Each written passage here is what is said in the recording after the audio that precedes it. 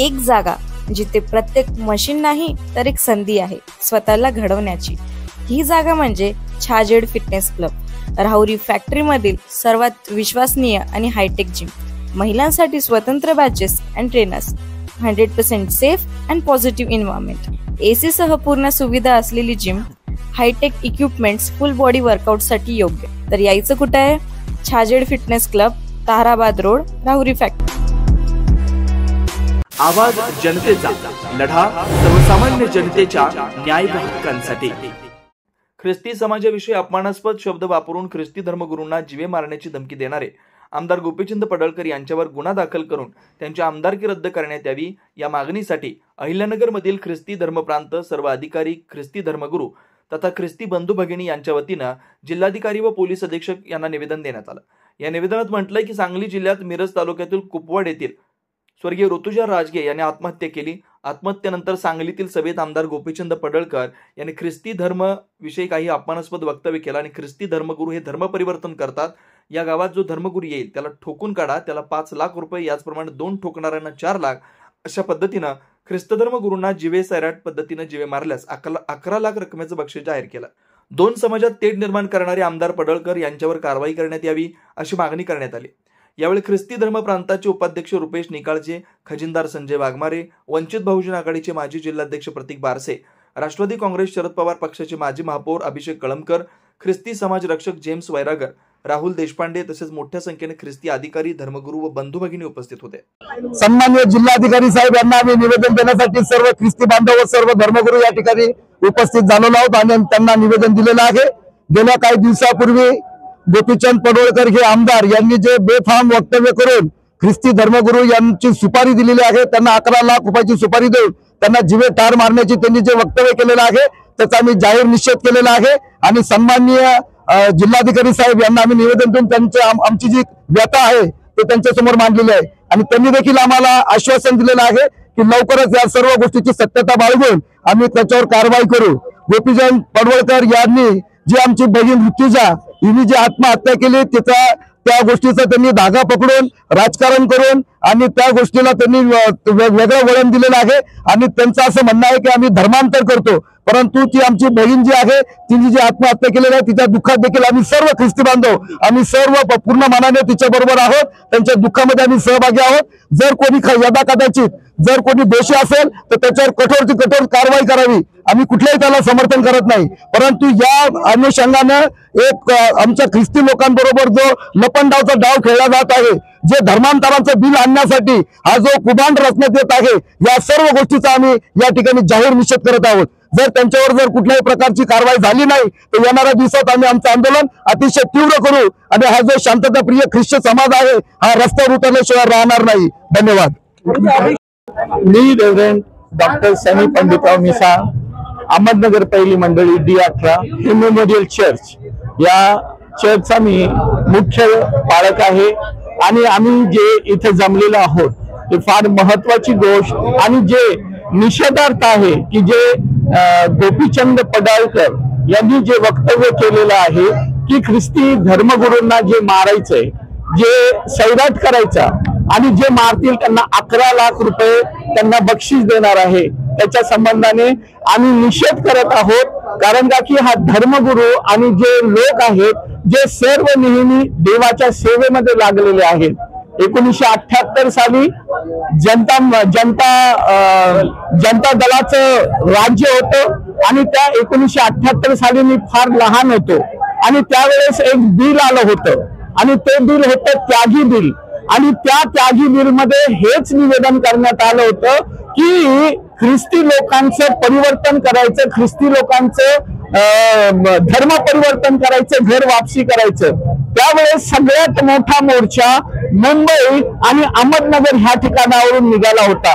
त्यावेळेस मी साधारण 14 वर्षाचा होतो, पण त्या नगरच्या मोर्चाने पूर्ण तो बिल पूर्ण रद्द करण्यात आलेला होता। तसं आज नगरमध्ये जे निवेदन देण्यासाठी आम्ही कलेक्टर साहेबांकडे आणि SP साहेबांकडे जाणार आहोत, त्याच्या संबंधाने पडळकर त्यांनी जी बहीण आमची ऋतुजा जिने आत्महत्या केलेली आहे तिच्याबद्दल आम्हाला संवेदना आहे, आमच्या मनामध्ये दुःख आहे, पण त्यांनी तो धागा पकडून जे विधान केलेलं आहे त्याच्याबद्दल आम्ही निषेध करतो। आम्ही पडळकर यांचा जाहीर निषेध करतो। ख्रिस्ती अहिल्यानगर या ठिकाणून सर्व ख्रिस्ती बांधव भगिनी त्यांचा निषेध करत राहिलेला आहे आणि हे निषेध आम्ही जाहीरपणे करतो। थँक्यू। गेल्या काही दिवसांपूर्वी सातारा येथे ऋतुजा राजगे या भगिनीने जी आत्महत्या केली त्या संदर्भात भाजप आमदार गोपीचंद पडळकर यांनी ख्रिश्चन धर्माच्या धार्मिक भावना दुखवण्याच्या तसेच त्यांच्या जे काही धर्मगुरू पालक असतात त्यांच्यावरती हल्ले करा, त्यांना जीव मारा, त्यासाठी त्यांनी 11 लाख रुपये बक्षीस जाहीर केलं। यासाठी मी सर्वप्रथम ख्रिश्चन समाजाच्या वतीने गोपीचंद पडळकर याचा जाहीर निषेध करतो आणि गोपीचंद पडळकर तसेच बाकीचे इतर कोण स्थानिक आमदार असतील, इतर कोणी पदाधिकारी असतील जे कोणी ख्रिश्चन समाजावरती काय मान्य करतात त्यांना सूचित करतो की यापुढे तुम्ही ख्रिश्चन समाजावरती कुठल्याही प्रकारच्या वक्तव्य करताना जबाबदारीपूर्वक करा, कारण की ख्रिश्चन समाज जरी शांततेप्रिय असला तरी संविधानाच्या रूपाने मतदान हे आमच्याच हातात आहे।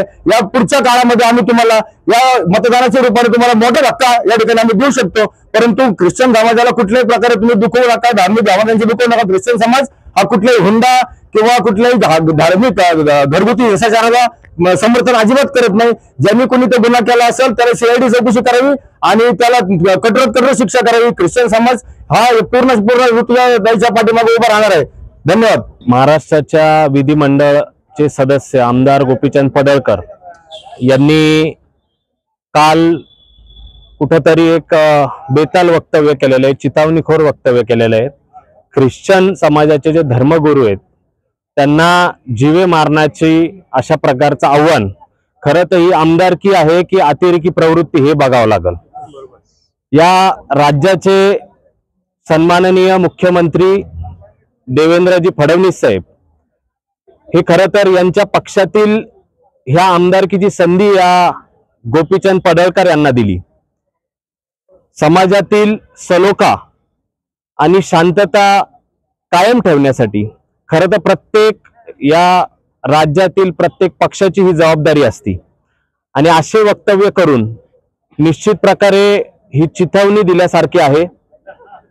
त्यांनी यापूर्वी देखील व्यासपीठावर जाहीररित्या असं भाषण करून विविध समाजामधील लोकांचं त्या ठिकाणी मनाची वेदना त्यांनी पोचवलेल्या आहेत। मला असं वाटतं भलेही तुम्ही कुठलेही काम नसेल करत, जनतेचे अनेक प्रश्न आहेत, आव्हानं आहेत, परंतु मला विशेष करून सांगावं लागेल की ख्रिस्ती समाज, ख्रिश्चन समाज हा शांतता प्रिय समाज आहे, नम्र समाज आहे। ही कुठलीही मागणी यांची खऱ्या अर्थाने समाजामध्ये कधीही नसती। ते त्यांच्या आयुष्यामध्ये त्यांचे आव्हानं सांभाळत त्यांनी निश्चित प्रकारे आतापर्यंतची वाटचाल केलेली आहे आणि ज्या प्रकारे जर मागणी होत नसेल तर तरी देखील तुम्ही हे असे काही आमदार समोर आणून नेमकी या राज्यातील सत्ताधारी पक्षाला नेमकी करायचं काय आहे। एक आपण बघतोय बरेचशा आमदार व्यक्तींना या ठिकाणी कुठली तरी सुपारी दिली गेली का किंवा कुणीतरी याच्यामध्ये मार्गदर्शन करतंय का? कारण इतकं जर एक हाती सत्ता मिळवलेली आहे, एवढ्या मतांनी आपण निवडून आलेले आहेत, तर त्या ठिकाणी तुम्हाला एकीकडे एक विषय असा असतो की आपण जर एवढ्या मतांनी निवडून आलेलो आहे तर कुठेतरी समाधान व्यक्त केलं जात असतं, आनंद उत्सव होत असतो, लोकांचे प्रश्न सोडवण्याचं आव्हान सांभाळून त्या ठिकाणी आपण चांगलं काम करून दाखवावं अजून अशा प्रकारची स्थिती असती। परंतु काही जणांनी एक प्रकारची एक वेगळी भूमिका मांडत कुठला समाज कसा त्या ठिकाणी दुखवल, समाजामध्ये तेढ कसा निर्माण होईल, अशा पद्धतीने या राज्यामध्ये हे चालू शकणार नाहीये।